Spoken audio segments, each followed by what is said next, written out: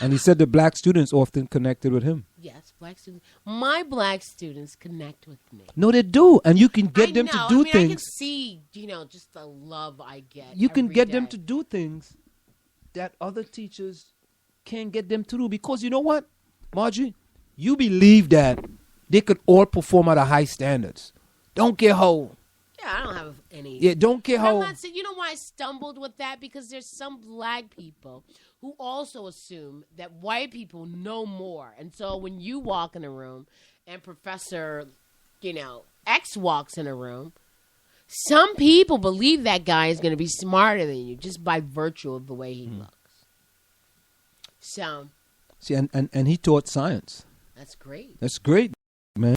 Yeah. I'm telling you. So what that tells you is that a black male science teacher. Oh man, that would be a great that's off the hook. Yeah. I'm telling you, this guy, yo, that is off the hook. This guy was we call him bright, like 200, 100 watt bulbs. That's all, that's all. He used to teach like at this college called Mount St. Benedict's. Mm-hmm. And Mount St. Benedict's in Trinidad and Tobago is one of those real best, the creme de la creme then. Mm-hmm. And this guy was actually teaching at one of these schools. So, I mean, it's all right, well, I'll finish while you text. Yeah, no, go ahead. Finish the article. The findings were especially important as the nation in 2014-15 school year faces the first incoming class where the majority of students are students of color, while an estimated 80% of the teachers are white women. For the black community, the challenge looms especially large as the community in recent has struggled to attract top students into the education field. In the study, which will be released in April issue of Economics of Education Review, okay, cool. Researchers focused on students' statewide test scores between 3rd and 10th grades. They weighed the data to make sure the results were not influenced by such factors as teacher quality and student poverty level. The researchers found that black and white students have better reading scores on the state test when they are taught by teachers who look like them. That's what I'm telling you. It's the professor in me. In addition, white, black, Asian, Pacific Island students have higher math scores when taught by teachers who look like them. Mm-hmm. The research. So then, everyone should go to black colleges. Then that's black why. Probably excel better. That's why. At a Yeah, black college, Margie. Black college and that's why when a lot of kids go to those schools, in spite of all the distractions, I tell you, I couldn't have gone to black schools. Why not? Too much distraction. Distraction like what? Okay, Margie, just read the article, Margie. Well, my son is. I don't think he's distracted. Margie. All right. At any distractions. The researchers had difficulty analyzing the data for Hispanic students because Spanish-speaking population in Florida is so diverse, and some students identifying themselves as Caribbean while others call themselves Mexican, South American, or Central American. Anna Eaglite, co-author of the study and a postdoctoral fellow at Harvard University's Kennedy School of Government, told the Huffington Post the results reveal how imperative it is for the nation to diversify the teacher workforce. Oh, this makes me not want to leave the plantation. One group looks like most teachers right now, and it's not the lowest performing group. That's kind of weird. It would do a world of good to attract talented minority teachers, Eaglite said. The takeaway is to recruit more diverse teachers, but not in a quality blind way. Interestingly, researchers found that while being taught by non-white teachers helps students from that teacher's race, it doesn't negatively affect the performance of white students. I think that last line stuck with me more than anything, and that's why I couldn't understand the last line in the first paragraph, which said that low-performing whites do better with a white teacher and low-performing blacks, because it said it doesn't hurt white students at all. So maybe there's a problem. And one thing about, one cause of an achievement gap is because the people in front of you for whatever reason, are alien to you. I mean, they're not explaining why it is that, I mean, which I guess the study is going to come out, why it is that a black student would do better with a black teacher. You know why. No, why? Why do you think that is? Marjorie, it's... I mean, no, we're just talking. I mean, I have my own theories, but I mean, I can see how my students react to me, you know. Because, Marjorie... They're just so, like, because, Marjorie, all over you, and it's like, you know, if I have something to say, or, you know, if I'm in a public space, they'll all turn around and want to hear what I have to say. They are like that. But I don't want to think it's just because I'm black. Mm-hmm. I know that's an added benefit. Mm-hmm. But you see, I think in front of the class, we don't have a preconceived notion that kid's intelligent, that kid is black. Yeah, that's probably one reason. Yeah, that kid is. But sometimes there are many teachers who come to class with a preconceived notion. And we really and truly don't have those preconceived notions. So that's probably one benefit. What else do you think it would be? I think that's one of the main reasons that we look at everybody in the class as students in the class. And I'm saying some, not all, but many of the other teachers may look at other kids a little differently. If I'm in front of the class, I'm thinking that everybody can learn. I want high standards from everyone. I'm not expecting anyone, right? I'm not expecting low standards from anyone. I'm expecting high standards from everyone. And if I don't see you giving high standards, I'm going to call you and tell you, listen, something is going on. What's wrong? You didn't perform good on this test. You know, what's the matter? Are you studying? You know, do you need help? Is there something we can, you know, sit down and talk about? It's not naturally a black thing. It's a caring teachers thing. Maybe some teachers don't do it. Or maybe some teachers wait until half the semester is already finished, right? Then to approach that person or approach the person's family to say that, oh, you know, Johnny's not doing good. When is that? After the first time, if you approach it, then the parents or the kids can have a discussion with himself or his parents to say, Mom, you know, I need help.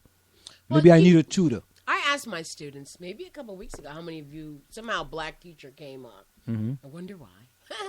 And I asked how many had a black teacher. Mm-hmm. I think the highest number they could have had in their 12, 13 years of schooling at least in Staten Island was 2. Some of them said I was the first one. But for the most part, all the way from kindergarten up until now, they'd had 2, maybe 3 teachers. I mean, I know this one girl, this girl is really smart. And I think I'm somebody who's caught that this girl is you know, I think she's gifted in many ways. Mm-hmm. But I don't think anybody would have noticed that except for me. And one time somebody said, "Oh, Miss Lloyd, you remind me of Miss Jackson," and you know, and that same girl Amber is like, "That you just saying that because she's black? She's nothing like Miss," you know.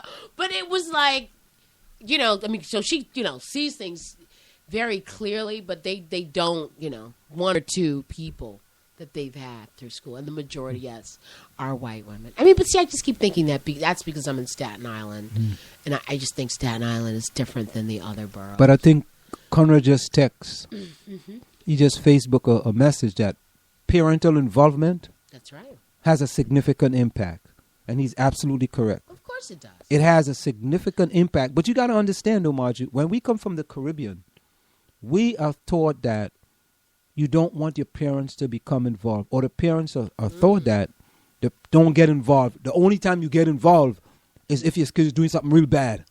Like if my mother had to come to school, it's because I was beating someone up. You know, I might kick someone's behind. You make me upset.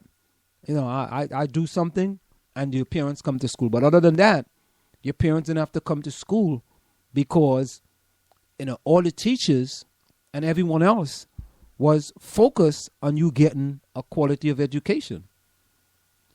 But then again, it was all black, so it it didn't, we didn't have to deal with. Yeah, I mean, every culture has its own way of dealing with school. Yeah. And the teacher was generally right back in the day. The teacher was always right. Okay, the teacher was always right. Yeah.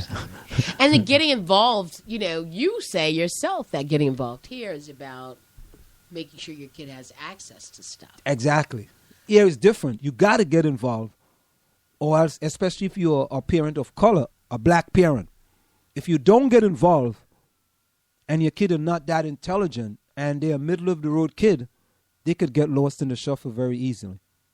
If you're not involved. And if you're not involved with the PTA to know that you could pick which teachers you want by sitting on the PTA, you want to know why your kid gets all the bad teachers. And the people on the PTA get all the good teachers. That's just the way it is. Plain talk, bad manners. That's the way it is. But there are other reasons to be involved, though, right? In your kid's education. It's not just trying to, be that's one of the main reasons. Advocate. You think so? Yeah. Being an advocate for your kid to make sure they don't put him in a lower level. But it's also about knowing what's going on, connecting with that community of people. Not just to get favors, though. Your kid wants to see, I think some parents stay away from schools because they're afraid, or they perhaps had bad experiences with schools. And so they too stay away from school. It's a place not to be.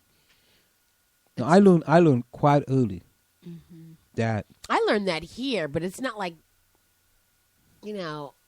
people kept stressing it to me. Now, here, me, a teacher, said, God, none of these parents come up for parent night.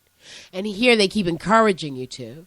And I don't know, my daughter, Mom, look at these notices, she was on me. So they want their parents to come. Did you go on school field trips? Did you escort any of those? No, I ain't going to school field trips. You can't put that on your resume then, huh? Yeah, I didn't go. You can't run for office now. I didn't go on no school trip. Sorry. No, I didn't go on no school trip. Why do guys act like that about field trips? I ain't going on no field trip. Why? For what? To experience with your child and other children. Listen, I go experience them on the weekend. I want to go on a school trip or no school bus with a bunch of crying kids. Oh, where's my mommy? Are we there yet? Are we there yet? Yeah, and all the other irritating stuff. This is a long ride. Can we stop? Yeah. I need to go to the bathroom. So, for the past 3 years, have taken my students to D.C. You drive on a bus? And I take them on a bus. It's a 4-hour drive, obviously. And then we walk for 4 hours, and we get back on the bus. And we see all the monuments.